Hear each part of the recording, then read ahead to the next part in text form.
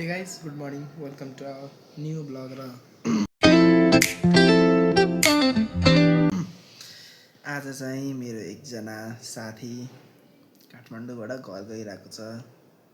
त्यसको नाम हो केशव जोशी र बिस्तारै बिस्तारै सब टाढा भइसक्यो। मेरो स्कुलदेखिका हामी साथीहरू थिए लगभग 4-5 जना स्टार्टिङ काठमाडौँमै थिए।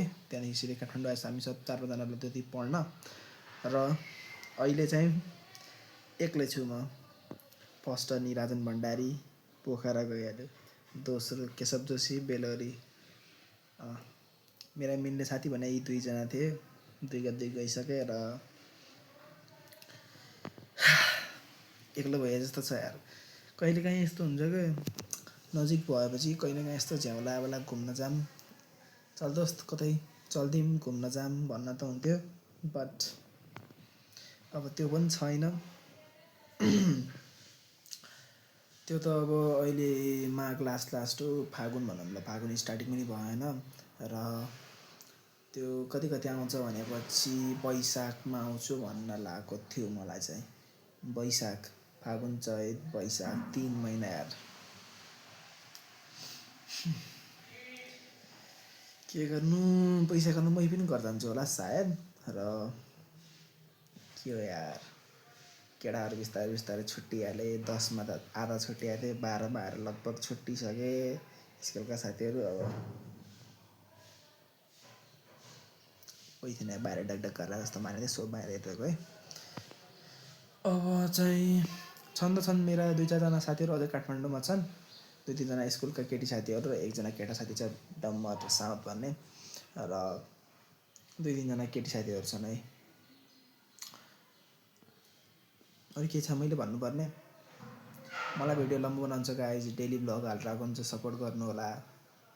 त्यही भएर जे जसमा नि कन्टेन्ट खोज्नुपर्छ। सो केशव जोशी गयो, त्यसलाई कन्टेन्ट बनाइदिएँ मैले र घरमा हल्का फुल्का सामानहरू पठाइदिन्छु मेरो बहिनीको लागि खानेकुराहरू।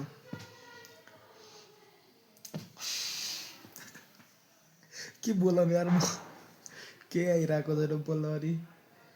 भिडियो कमसेकम 3 मिनटको बनाउनु पऱ्यो, 2 मिनट 27 सेकेन्ड भएको छ। अरू के छ मैले भन्नुपर्ने? आज बिहान खाना खाएको है मैले, साइडले खाना पकाएको थियो, खिचडी खाएको। खाना त्यो खिचडी दालहरू खाँदा वाक्क भइसक्यो। म चाहिँ थकाइ लागिसक्यो यार। र एक कुरा चाहिँ भन्नु त थियो, तर म त्यो कुरा चाहिँ यो भिडियोमा चाहिँ भन्दैन, किनभने त्यो कुरा चाहिँ मैले यो भिडियोमा भनेपछि मेरो 1 दिनको कन्टेन्ट छुट्छ।